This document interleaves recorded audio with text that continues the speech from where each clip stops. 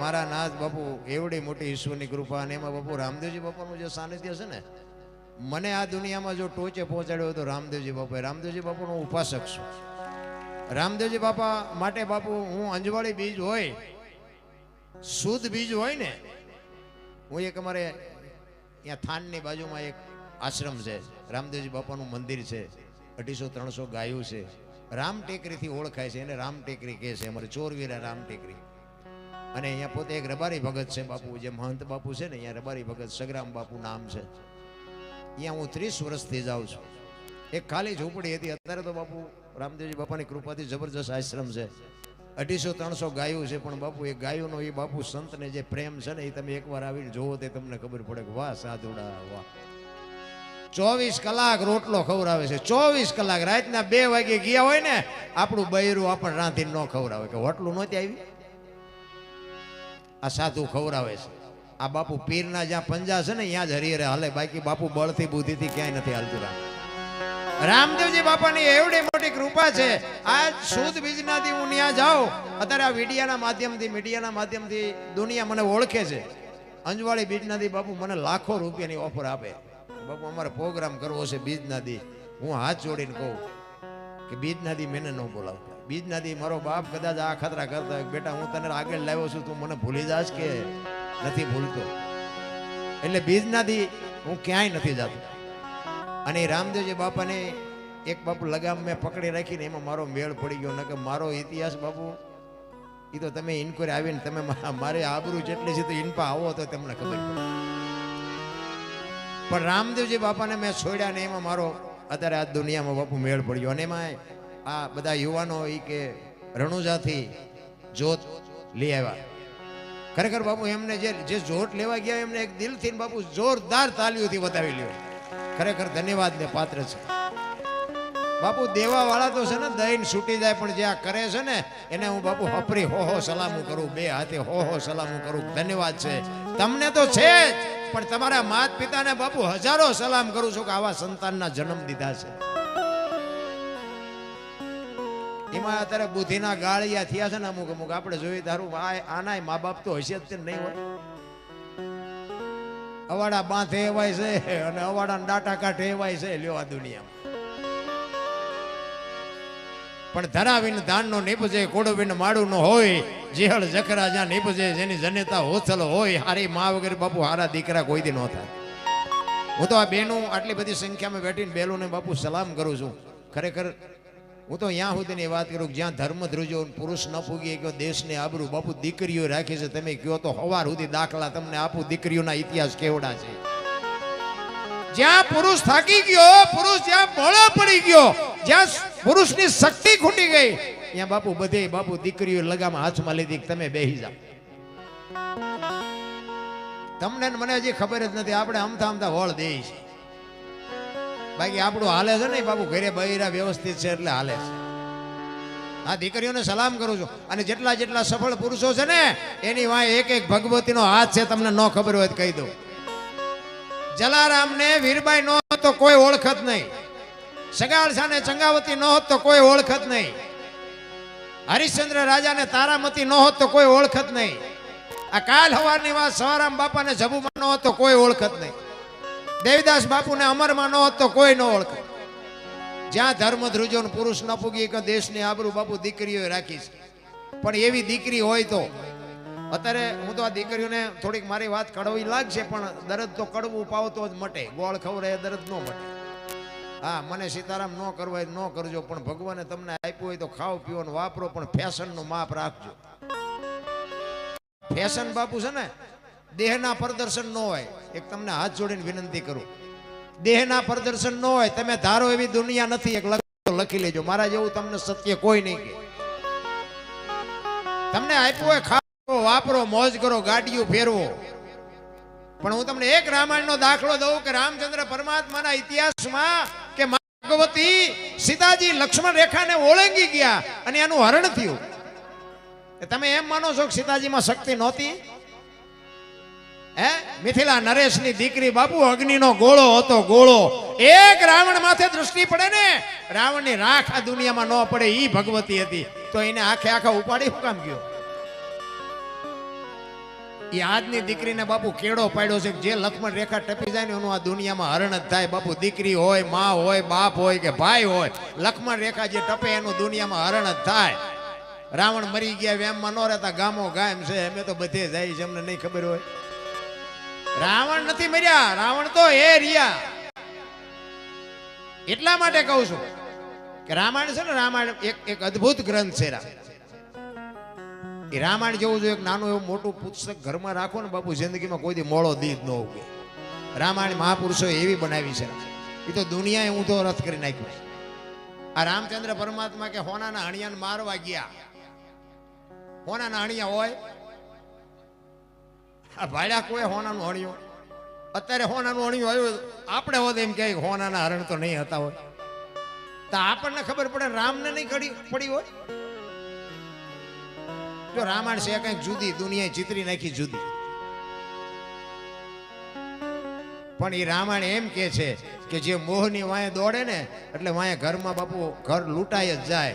રામચંદ્ર પરમાત્મા જો હરણ વાંહે ન ગયા હોત તો સીતાજીનું હરણ ન થાય. જે મોહની વાંહે પડે ને એનું વાંહે ઘરમાં પતન જ થાય. બહુ મોહ વાંહે પડવાની જરૂર નથી. એટલે મહાપુરુષો કહે છે કે એક ઘડી આધી મેં પુણ્યાત, તુલસી સંગત સાદગી કટે કોટી અપરાધ. 24 કલાકમાં કાંઈક કરજો, ઈ તમારી મારી ભેગું આવવાનું છે. ચાંદલા કર્યા, સાલું ઓડાડે. હવે અમારી આ લાયકાત જ નથી. હું તો ચોખ્ખું કહું છું, અમારી આ લાયકાત જ નથી. પણ છતાંય મારો નાથ બાપુ ટોચે પોગાડે ને એમાં દુનિયા કોઈ ન રોકી શકે. આ ઈશ્વરની કૃપા છે. બાકી અહીંયા મેં કીધું ને આ તો લાઈવ હાલતું છે ને, અહીંયા અમારે જેટલા આજ વાળું નહીં કર્યું હોય. અચ્છા કે આ બધું ખોડીને આટલા બધા ભેગા કરીને બેઠો છે. હા, ઈ આજ અહીંયા વાળો નહીં કરતા. અને મને આખી દુનિયા બાપુ વાહ વાહ કરે છે, બાપુ બાપુ કરે છે. જો આ ઈશ્વરની કૃપા. ઈશ્વર બાપુ છે ને, છે તો છે, નથી તો નથી, ગોતતા નહીં. બાકી છે ખરો, ભરોસો હોય, વિશ્વાસ હોય તો છે.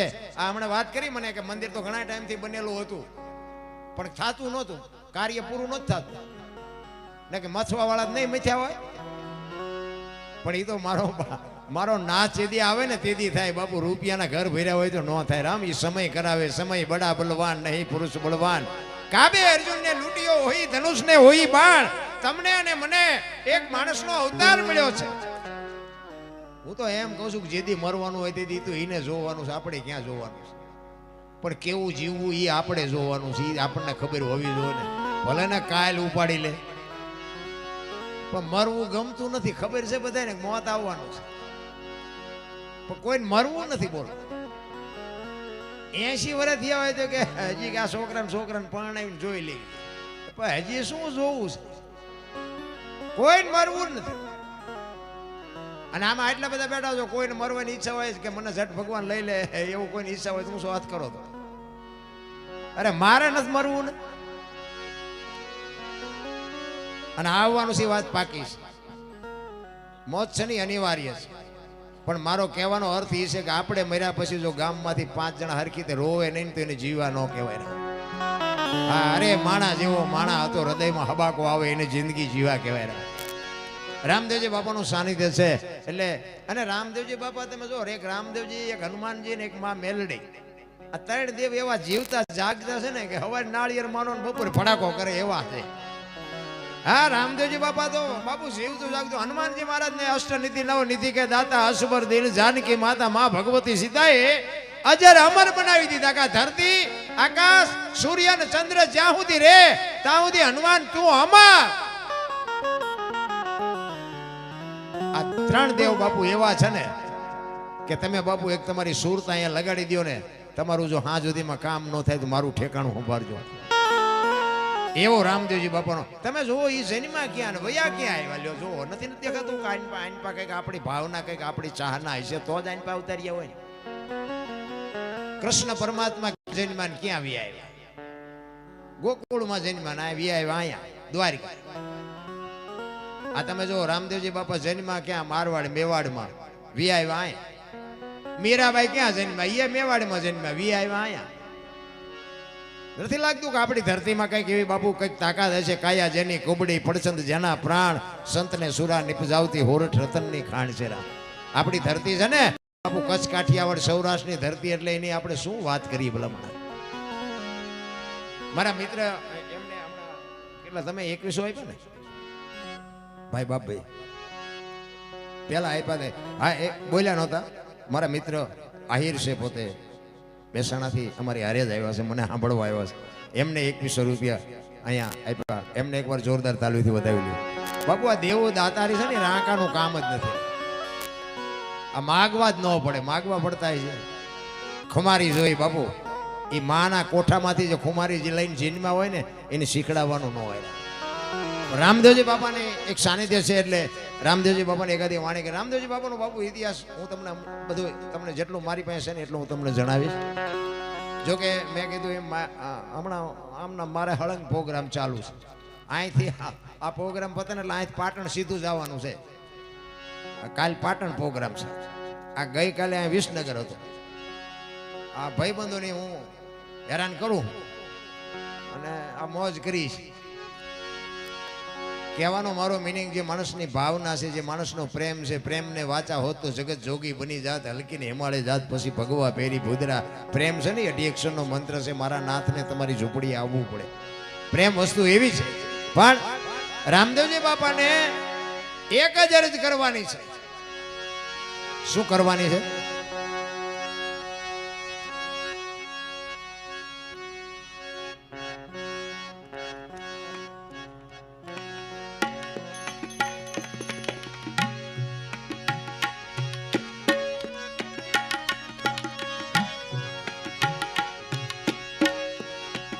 સાચો રે ધણી રે મારે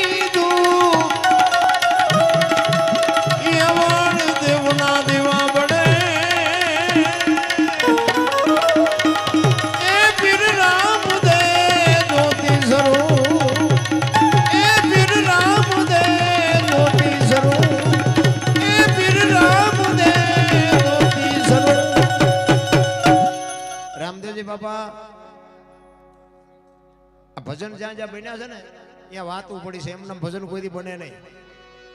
પણ ક્યારે ભજન બન્યું, શું કામ બન્યું, કોને બનાવ્યું? આને એક બાજુ લઈ જાઓ, બેકારો ન કરશો. આ પૈસા એ તો બટા છટી બોલાવી દુનિયામાં, પૈસા હાટું તો અરે એવી વસ્તુ બનાવી છે ને, પાગલ થઈ ગયું, પાગલ માણાની વાહે. જ્યાં જ્યાં ભજન બન્યા ને બાપુ, ત્યાં વાતું પડી છે. એમના ભજન કોઈથી બને જ નહીં. હમણાં ભાઈ ભજન કરતા હતા ને, એમને ઓલો હેલો ગાયો. એ હેલામાં જો હું અમુક તમને વાત કહું, એમાં હેલામાં આવે ને, હુકમ કરો તો પીર જાત્રાયું થાય, એવું આવે ને. તે શું હુકમ નથી આપણો? અહીંયા ડેલા બંધ છે. આ સમજવાની જરૂર છે. વાણી છે ને, વાણી વિચાર માગે છે. અને આ છે ને કોઈ યુનિવર્સિટીમાં ભણાવતું નથી. આ તો લોહીમાં વણાઈ જાય. સાચી વસ્તુ સદગુરુ માથે હોય ને તો જ બાપુ સમજાય, બાકી સમજાય નહીં. અને એમ સમજાઈ જતું હોય ને તો અમને તમે બોલાવો નહીં. હુકમ કરો તો પીર જાત્રા થાય, અહીંયા હુકમ જ છે. લ્યો, હું તો એમ કહું છું કે અત્યારે હાલતા થઈ જાઓ. પણ નથી જવાતું. શું કામ? વાણી એમ કે છે કે હું કમ કરો તો જાત્રા થાય. તમારામાં મારામાં હું પડ્યું છે ને એટલે નથી થતું બાપુ. હું અને મારું આ મનનું કારણ ગંગા સતીની વાણી કહે છે. હું મારું જો બે વાત મટી જાય ને તો દુનિયામાં કઈ છે જ નહીં. ભલા મને તો એમ થાય જીવે એવું આવ્યું. વાહન, મકાન, રૂપિયા, લોઢા હવામાં ઉડે, વગર દોડે, હિલોળા કરે એવું નથી.